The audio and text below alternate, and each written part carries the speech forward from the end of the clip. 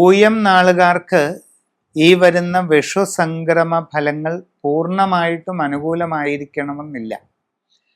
അപ്രതീക്ഷിതമായിട്ടുള്ള ചില തടസ്സങ്ങൾ നിങ്ങളെ സംബന്ധിച്ച് പല കാര്യങ്ങളിലും അനുഭവപ്പെട്ടേക്കാം. നിങ്ങളുടെ കർമ്മരംഗത്ത് അത്ര അനുകൂലമല്ലാത്ത ചില സാഹചര്യങ്ങളൊക്കെ ഉണ്ടായേക്കാം.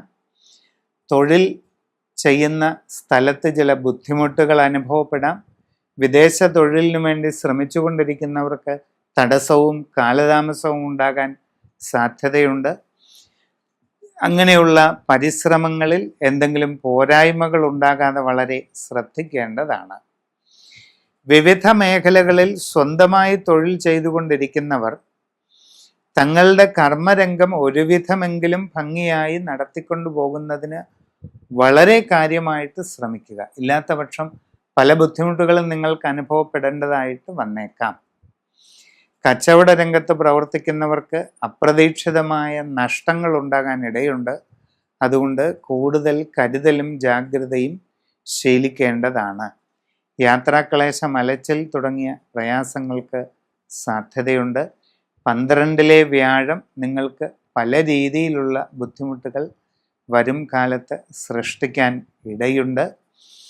ഗൃഹനിർമ്മാണം നടത്തിക്കൊണ്ടിരിക്കുന്നവർ അമിത വ്യയം ഒഴിവാക്കാനായിട്ട് ശ്രദ്ധിക്കേണ്ടതാണ്.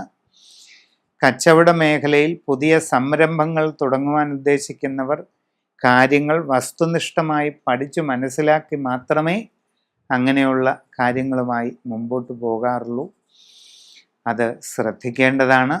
നിങ്ങളുടെ വ്യക്തിപരമായ ജനന തീയതിയും സമയവും അനുസരിച്ച് ശരിയായ സൂക്ഷ്മമായ ഗ്രഹനില തയ്യാർ ചെയ്ത് അതിനനുസരിച്ചുള്ള ഏറ്റവും യുക്തമായ നല്ല പരിഹാരം ചെയ്ത് മുൻപോട്ട് പോവുകയാണെങ്കിൽ എല്ലാ പ്രതിബന്ധങ്ങളെയും തരണം ചെയ്ത് നല്ല വിജയം നേടുവാൻ ഈ സന്ദർഭത്തിലും നിങ്ങൾക്ക് സാധിക്കുക തന്നെ ചെയ്യും.